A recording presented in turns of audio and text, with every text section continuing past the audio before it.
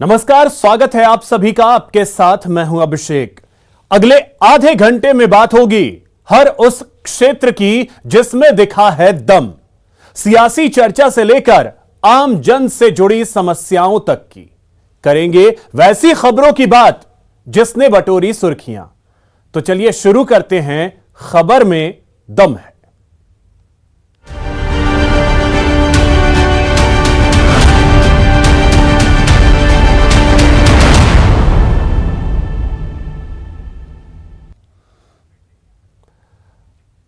राजस्थान में करीब 3 महीने से सीएचए प्रदर्शनकारी गहलोत सरकार से अपना हक मांग रहे हैं, लेकिन कांग्रेस सरकार अग्निवीर योजना का विरोध करने वाले युवाओं को नैतिक समर्थन देने के लिए प्रदेश स्तर पर प्रदर्शन करने वाली है।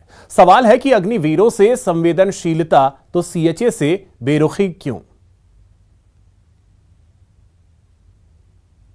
युवाओं के भविष्य को संविदा के आधार पर संवारने के लिए जो ये योजना ले आई है, ये उनके भविष्य को संवारना नहीं है बल्कि उनके भविष्य को अंधकारमय बनाने जैसा है।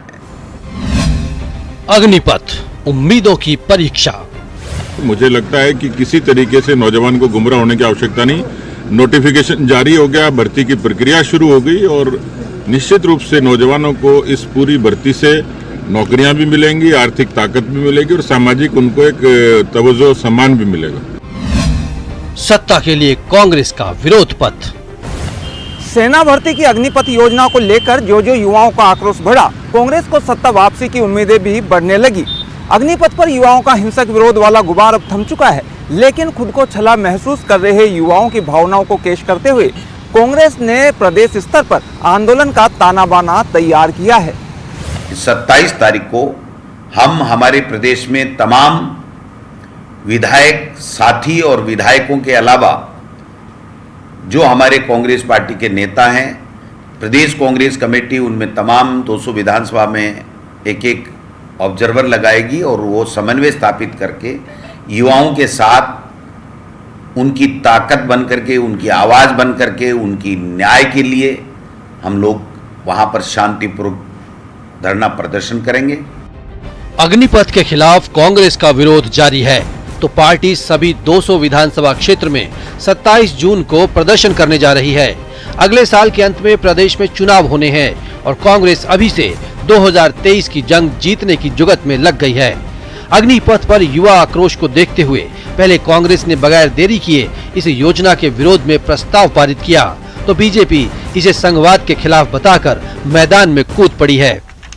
अग्निपथ योजना का विरोध, राज्य के कैबिनेट की बैठक में विरोध, प्रस्ताव पारित करके विरोध, ये हमारे संविधान के प्रतिकूल है।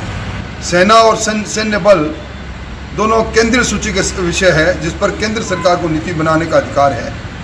ये पहली सरकार होगी जिसने केंद्र की किसी नीति का मंत्रिमंडल की बैठक में प्रस्ताव पारित करके विरोध किया है। इससे पहले भी कांग्रेस केंद्र के कृषि कानून के विरोध को काफी हद तक अपने पक्ष में करने में कामयाब भी रही है तो महंगाई के खिलाफ मोर्चा खोलकर आम जन की हितैषी बनने की कोशिश भी कर चुकी है। अब बारी युवाओं को अपने साथ लेने की है। बिना आर्ग्यूमेंट के जल्दबाजी में ये फैसला किया गया है। इसको देश की जनता ने अस्वीकार कर दिया है। रिटायर्ड फौजी अफसरों ने सबने अस्वीकार कर दिया है। हालांकि युवाओं के पक्ष में केंद्र सरकार के खिलाफ हल्ला बोलने वाली कांग्रेस खुद अपने घर में घिरी है। कई बेरोजगार संगठन नौकरी के वादों को लेकर राज्य सरकार को घेर रहे हैं। करीब 3 महीने से कोविड सहायक अपनी मांग को लेकर प्रदर्शन कर रहे हैं तो बेरोजगार संघ के बैनर तले अपनी मांगों को लेकर प्रदर्शन करने वाले कई युवा नेताओं को राजस्थान पुलिस जेल तक में डाल चुकी है।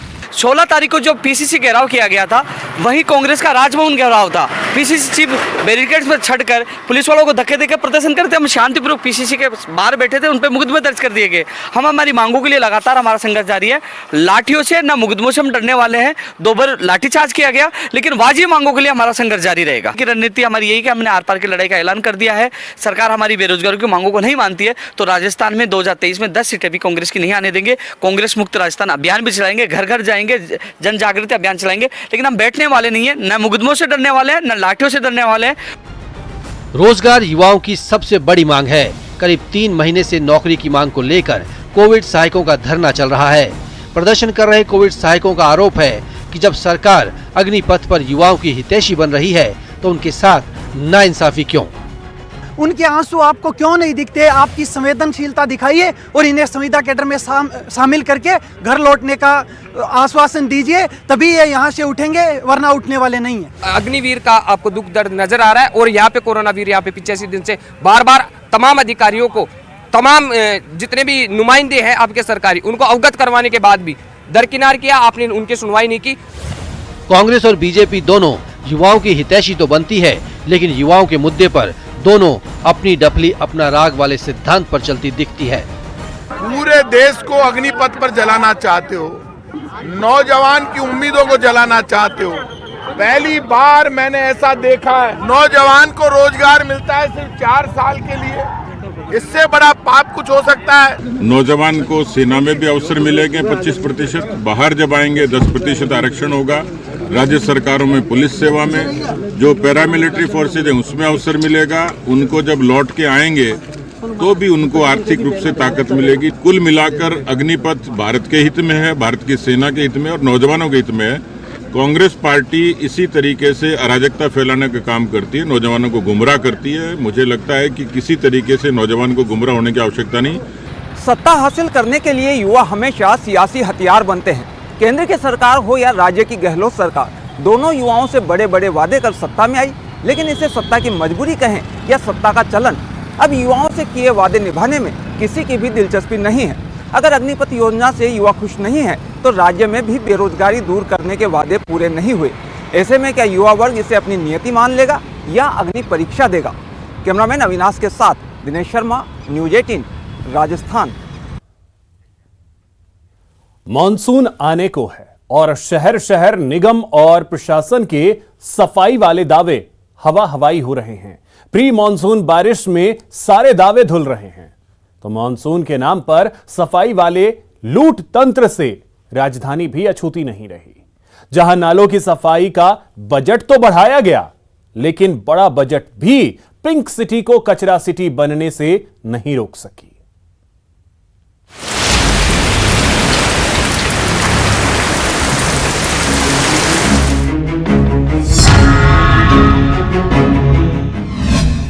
सफाई ने बिगाड़ दी सूरत।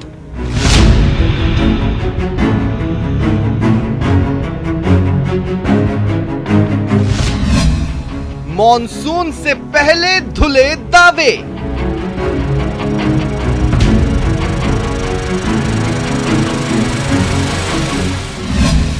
नाले की सफाई का भ्रष्ट तंत्र।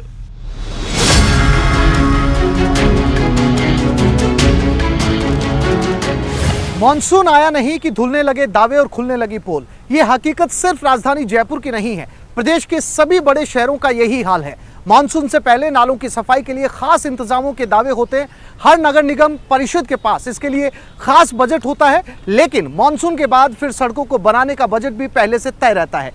सफाई के सब्ज बाग दिखाकर स्थानीय लोगों को न सिर्फ गंदगी के बीच रहने को मजबूर किया जाता है, बल्कि टैक्स की बड़ी रकम भी भ्रष्टाचार की भेंट चढ़ जाती है। प्रदेश के बड़े शहरों का हाल देखिए, जहां मॉनसून आने से पहले सफाई व्यवस्था के बड़े दावे हुए, लेकिन प्री मॉनसून की थोड़ी सी बारिश क्या हुई, शहरवासियों के लिए सड़क पर चलना मुश्किल हो गया। सड़कें जलमग्न हो गईं, क्योंकि नाले से गंदगी की सफाई हुई नहीं और जहां हुई भी वहां कचरे को वहां से हटाया नहीं गया, जो फिर से नाले में गिरा और सड़क पर चलना किसी यातना से कम नहीं रहा। ये किसी खास शहर का मामला नहीं है, तस्वीरें सभी जगह लगभग एक जैसी है। कचरा निकालते ही तो इसमें 2 महीने हो गए, 2 बार लगातार निकाला, नाले में ही पड़ा है, कूड़ा निकाला नहीं जा रहा, यहीं पड़ा हुआ। मैं बराबर कह रही हूँ, ये नालियाँ 2 महीने से बराबर निकल रही, ब्लॉक हो रही है। सफाई का कोई ध्यान नहीं है, महीने में 1.5 महीने में गाड़ी आती है, निकाल के जाती है, अधूरा निकाल के जाती है और उसको भी उठाती नहीं है। ये रास्ता पूरा बंद हो जाता है, ये इधर स्कूल चलता है और इधर मदरसा चलता है और तकरीबन 100-125 बच्चों का आना जाना है जो बिल्कुल बंद हो जाता है। सरकार से निवेदन करता हूँ कि जब भी बरसात आती है ये खुले नाले बनाए हुए हैं, इसका पानी है ना सरेआम रोड पे आ जाता है, हर आम राहगीर परेशान होता है। जो साफ सफाई करनी चाहिए उस एतबार से साफ सफाई नहीं हो रही है। जो बताया जा रहा है कि भाई ये सफाई अभियान चल रहा है, वो चल रहा है, लेकिन हमें कोई नजर नहीं आ रहा। ये हमारे सामने नजारा पड़ा है। जो भी नगर परिषद के मेन नाले हैं वो अभी से लबालब है, गंदगी ढेरों पड़ी है। नियमित सफाई करने का मैं व्यक्तिगत खूब प्रयास कर रहा हूँ। टेंडर भी है, सफाई के ठेकेदार भी है, लेकिन मॉनिटरिंग की इतनी कमी है ऊपर से प्रशासन की तरफ से, नगर परिषद की तरफ से, कि वो ठेकेदार तो मजे कर रहे हैं, पब्लिक भोग रही है। प्रदेश भले ही अभी मॉनसून की बारिश का इंतजार कर रहा है, लेकिन राजधानी के दोनों नगर निगमों की तैयारियों की पोल खुल चुकी है। जयपुर के कलेक्टर की एक रिपोर्ट में जो खुलासा हुआ वो लापरवाही की इंतहा है। कलेक्टर ने शहर के 100 बड़े नालों की वीडियोग्राफी कराई तो 54 नाले गंदगी से बजबजाते नजर आए। इस वीडियोग्राफी की 30 पन्ने की रिपोर्ट ग्रेटर और हेरिटेज नगर निगम के सारे दावों को धराशाही कर गई। ये हाल तब है जब इस बार राजधानी जयपुर में 911 की जगह 1189 छोटे बड़े नालों की सफाई करवाने का दावा किया गया। तो नालों की सफाई का बजट भी 5.5 करोड़ रुपए से बढ़ाकर 16.78 करोड़ रुपए किया गया था। हेरिटेज निगम के तहत 434 नालों के लिए 10 करोड़ 20 लाख रुपए खर्च किए गए। तो ग्रेटर नगर निगम के तहत आने वाले 740 नालों के लिए 6 करोड़ 75 लाख रुपए का बजट है। बावजूद इसके नगर निगम के अधिकारी नालों की सफाई कराने के बजाय सिर्फ दावे करते रहे और पिंक सिटी, कचरा सिटी बनती चली गई और मॉनसून की तैयारी के सारे दावे धुलने के बाद मेयर सामने आई और जल्द सफाई का भरोसा दिलाया। या मोटी जो समस्या साफ सफाई की है उनको देखा गया। अभी बारिश की वजह से जहां पानी रुका हुआ है तो उन समस्याओं को त्वरित निस्तारण के लिए आदेश दिए गए और साथ ही जो नालों का मलबा है वो बाहर है तो वो भी सीएसआई को निर्देश दिए गए कि इमीडिएट इसको हटाया जाए। दरअसल मानसून में ओवरफ्लो नालों का पानी सड़कों की डामर को बहा कर ले जाता है। ऐसे में सड़क, सीवरेज और फुटपाथ का ध्वस्त होना तय होता है। हर साल 1 अप्रैल से नालों की सफाई का काम शुरू कर 1 जून तक पूरा करने का नियम है, लेकिन शायद ही कभी जून से पहले काम शुरू होता हो। जून में काम शुरू होने से बारिश से नाले उफान पर आ जाते हैं, सड़कों और फुटपाथ के हालात बिगड़ जाते हैं और फिर मरम्मत के नाम पर करोड़ों रुपए की बंदरबांट होती है। आपको बता दें कि नाला सफाई पर जयपुर के ग्रेटर और हेरिटेज नगर निगम भले ही 16 करोड़ खर्च कर रहे हो, लेकिन मॉनसून के बाद टूटी सड़क, फुटपाथ और डैमेज्ड सीवरेज लाइनों पर 225 करोड़ का बजट रखा गया है। ग्रेटर निगम का मॉनसून बाद मरम्मत पर 104 करोड़ खर्च करने का बजट है, तो हेरिटेज निगम मॉनसून के बाद हालात सुधारने के लिए 121 करोड़ खर्च करने को तैयार है।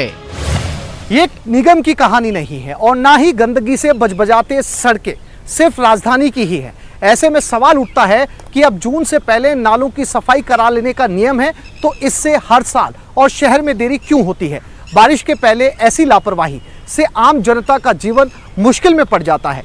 सड़क पर फैली गंदगी और नालों का पानी कई बीमारियों का कारण भी बनता है। Bureau report, news 18 Rajasthan. प्रदेश में बढ़ते अपराध के ग्राफ के बाद अब राजधानी की निगरानी व्यवस्था टाइट करने के अभियान को दुरुस्त किया जा रहा है। सीसीटीवी के जरिए राजधानी की सड़कों, बाजार, पार्क और गलियों तक की निगहबानी की जा रही है, यानी सड़क पर हर हरकत का हिसाब किताब रखा जा रहा है। तो तकनीक की मदद से भी राजधानी वासियों की जिंदगी को सुरक्षित बनाया जा रहा है।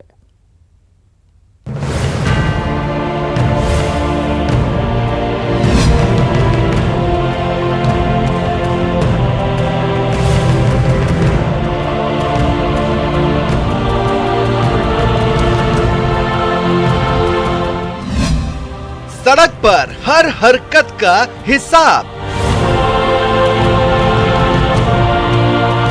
अनेक एनालिटिक्स हमने डेवलप किए हैं वो एनालिटिक्स ऐसे होते हैं कि हमने किसी अपराधी विशेष, किसी एरिया विशेष, किसी टाइम विशेष पे कोई वारदात होती है, कोई व्हीकल संदिग्ध पाया जाता है, तो उसका एक ऑटोमेटिक उस एनालिटिक्स से आपका एक अलर्ट जनरेट होता है। जयपुर शहर में 13 मई 2008 की शाम को हुए बम धमाकों के बाद सबसे पहले सीसीटीवी कैमरे लगाने की जो शुरुआत हुई वो ही छोटी चौपड़ से। इस वक्त मैं मौजूद हूँ छोटी चौपड़ पर, जहाँ आप देख सकते हैं यहाँ ये मेन जो बाजार है, यहाँ भी सिलसिलेवार 2 बम धमाके हुए थे और वहीं पर सबसे पहले सीसीटीवी कैमरों को लगाने का काम शुरू हुआ और इसकी कमांड है यही कोतवाली थाने में। यहीं पर जो नज़दीक में जो कोतवाली थाना है वहीं पर इन सीसीटीवी कैमरों की निगरानी के लिए कमांड सेंटर, कंट्रोल सेंटर बनाया गया। राजधानी जयपुर में सड़कों पर होने वाली हर गतिविधि पर नजर बनाए रखने के लिए तीसरी आंख काम कर रही है। तीसरी आंख यानी हाई रिजोल्यूशन वाले सीसीटीवी कैमरे पूरे शहर पर निगरानी रखने के लिए करीब 1000 से ज्यादा सीसीटीवी कैमरे लगे हैं ताकि अपराधी और आपराधिक गतिविधि पर कंट्रोल हो, साथ ही ट्रैफिक पर निगरानी हो। शहर में करीब 1000 कैमरे हैं जो डिफरेंट एजेंसीज के द्वारा, डिफरेंट सरकारी संस्थाओं के द्वारा अभय कमांड सेंटर से जोड़े गए हैं। उसमें कुछ कम कैमरे DOIT के हैं, कुछ JDA के हैं, कुछ स्मार्ट सिटी का जो प्रोजेक्ट है उसके हैं। इसके अलावा जो इंस्टॉलेशंस हैं, राजकीय इंस्टॉलेशंस हैं, चाहे प्राइवेट इंस्टॉलेशंस हैं, उनके कुछ कैमरे भी अभय कमांड सेंटर से जोड़े। राजधानी को सुरक्षा के मद्देनजर 4 हिस्से में बांटा गया है और सबसे ज्यादा नॉर्थ जिले में 415 सीसीटीवी कैमरे लगे हैं, तो साउथ जिले में 140 सीसीटीवी कैमरे, ईस्ट जिले में 275 सीसीटीवी कैमरे और वेस्ट जिले में 155 सीसीटीवी कैमरे लगे हैं। शहर में लगे इन सीसीटीवी कैमरों की मदद से कई इलाकों में हुई आपराधिक वारदातों का खुलासा हुआ। इनमें नजर आए सीसीटीवी फुटेज से बदमाश चंद घंटों से लेकर कुछ दिनों में पुलिस की गिरफ्त में आ गए, लेकिन पिछले दिनों शहर के टोंक रोड पर हुई वारदात के साथ ही कुछ और वारदात इन सीसीटीवी की जद में नहीं आ पाई। वो जो कुछ कैमरे हैं जिनमें ये वारदातें कैद हुई हैं रिसेंट पास्ट की, वो कैमरे अनफॉर्चुनेटली कुछ टेक्नोलॉजिकल ग्लिचेस की वजह से वो अभय कमांड सेंटर से जुड़े हुए कैमरे नहीं थे। अभय कमांड सेंटर से जुड़े हुए जो कैमरे हैं उनमें कुछ कैमरे हैं अराउंड 40% जिनमें ये एनालिटिक्स डेवलप है, 60% में ऐसी एनालिटिक्स है नहीं। ये वो इलाका है जहाँ पर चैन स्नैचिंग की वारदातें, मोबाइल स्नैचिंग की वारदातें सबसे ज़्यादा होती है और यहाँ भी इस बाज़ार में, ये जो प्रमुख बाज़ार है, यहीं पर मेन चौराहे पर सीसीटीवी कैमरे लगा रखे हैं और हाई रिजोल्यूशन वाले ये कैमरे इन चौराहों पर लगे हैं। बहरहाल पुलिस राजधानी जयपुर की 1000 कैमरों से निगरानी तो रख रही है, लेकिन कई इलाके ऐसे हैं जो तीसरी आंख की जद से बाहर है, लेकिन इसके लिए भी जयपुर पुलिस की विशेष योजना है। प्राइवेट व्यक्ति के द्वारा भी अपने शोरूम में, दुकान में, घर के बाहर जो कैमरे लगा रखे उनको भी अभय कमांड सेंटर से जोड़ सके, इसके लिए हमने पूरे जयपुर शहर में एक्सरसाइज कराई है। 2008 में हुए सीरियल ब्लास्ट के बाद पहली बार सीसीटीवी कैमरों की जरूरत पड़ी और जयपुर शहर की छोटी चौपड़, बड़ी चौपड़ और सभी मेन जो एंट्री गेट्स हैं यहाँ पर 30 से 35 कैमरे लगाए गए। पहली बार सीसीटीवी फुटेज के लिए कैमरे लगाए गए। यहाँ पे आज भी देख सकते हैं कि बाज़ारों में हाई रिजोल्यूशन वाले जो हैं सीसीटीवी कैमरे लगे हुए हैं और ये जो कैमरे हैं ये उसी वक्त में लगाए गए थे जिसके बाद स्मार्ट सिटी प्रोजेक्ट के तहत आज जयपुर शहर में करीब 1000 से ज़्यादा कैमरे यहाँ पर सर्विलांस के लिए लगाए हैं। राजधानी की सुरक्षा के लिए पुलिस ने खास इंतजाम तो किए हैं, लेकिन 1000 कैमरों की निगरानी के लिए अभय कमांड सेंटर में पुलिस स्टाफ की पर्याप्त संख्या बड़ी समस्या है, जिसकी बानगी शहर में हुई कई वारदातों में देखने को मिली। हालांकि पुलिस तकनीक के जरिए स्टाफ की समस्या की कमी का समाधान ढूंढने की कोशिश कर रही है।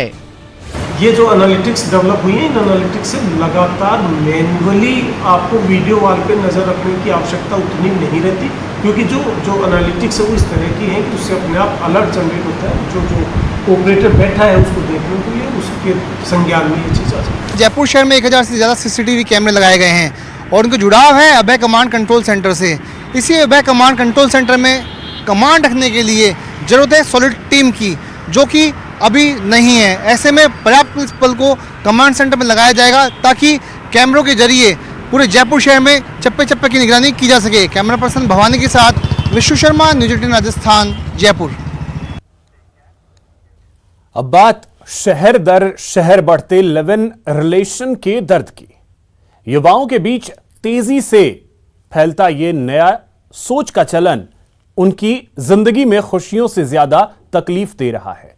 बांसवाड़ा की एक बेटी इस दर्द को सहन न कर सकी और उसने मौत को गले लगा लिया, तो पाली की एक लड़की लव, सेक्स और धोखे के बाद फरियाद की आस में पुलिस के चक्कर लगा रही है।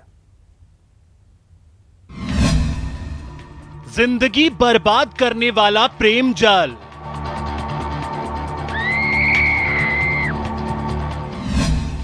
शादी वाला जानलेवा धोखा,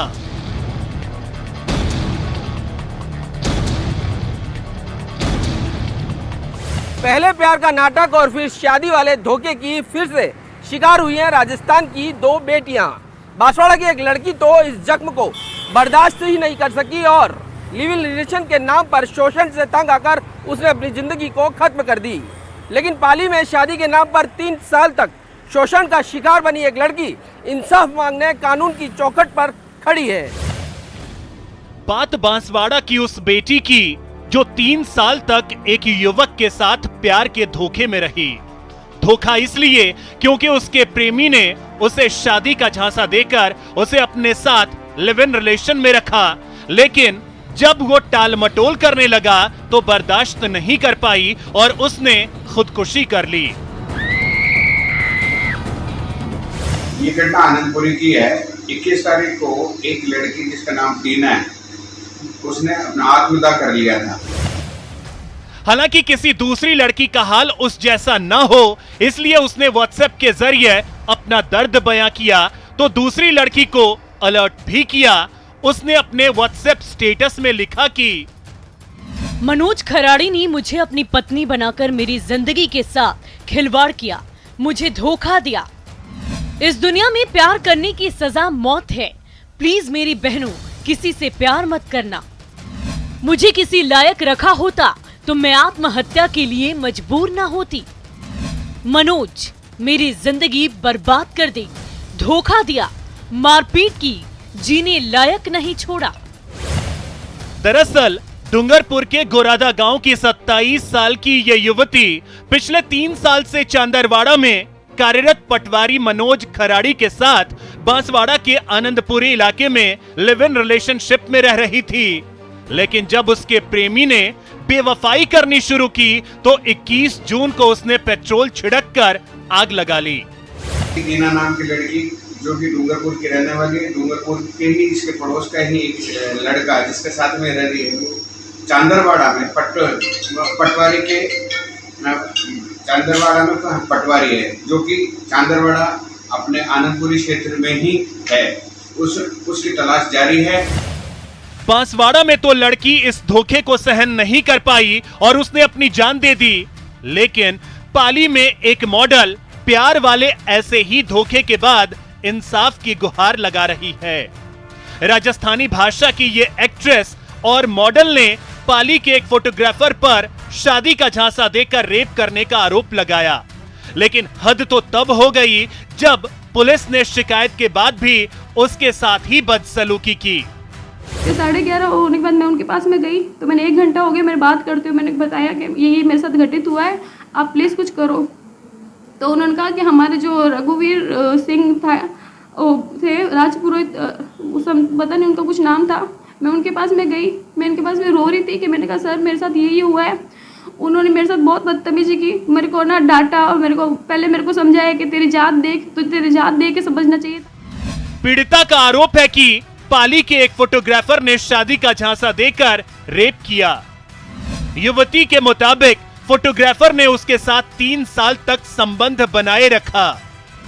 उनकी मुलाकात 2019 में हुई थी और उसने शादी की बात कहकर पाली में उसके साथ रेप किया। पीड़िता के मुताबिक उसने मंदिर में उससे शादी भी की। हालांकि सखी सेंटर की पहल के बाद उसकी शिकायत दर्ज हुई है। पुलिस थाना कोतवाली पाली में पीड़िता द्वारा बलात्कार का मुकदमा एक पाली निवासी सिद्धार्थ वैष्णव पिता मनोज कुमार के विरुद्ध शादी का झांसा देके बलात्कार करना बताया है। मुकदमा दर्ज करके अनुसंधान का कार्य किया जा रहा है। बहरहाल इस मामले में पुलिस का रवैया डराने वाला है। अगर कोई पीड़ित पुलिस से न्याय मांगने पहुंचे और पुलिस का रवैया आरोपी को फायदा पहुंचाने वाला हो तो सवाल तो उठेंगे ही। प्रदेश में महिला अत्याचारों का आंकड़ा दिन ब दिन बढ़ता ही जा रहा है। साल के पहले 5 महीनों में पिछले साल की तुलना में महिला अत्याचार की घटना में 24% की बढ़ोतरी हुई है और यह आंकड़ा राजस्थान पुलिस का है। महिलाओं को सुरक्षा देने के राज्य सरकार के बड़े बड़े दावों के बीच अपराध का बढ़ता ग्राफ डराने वाला है और वो इस बात की तस्दीक भी करता है कि महिला ना तो घर में सुरक्षित है और न ही सड़क पर। कैमरा पर्सन यासीन के साथ सौरभ गृहस्थी, न्यूज़ 18 राजस्थान, जयपुर। तो खबर में दम है में आज के लिए बस इतना ही। नमस्कार।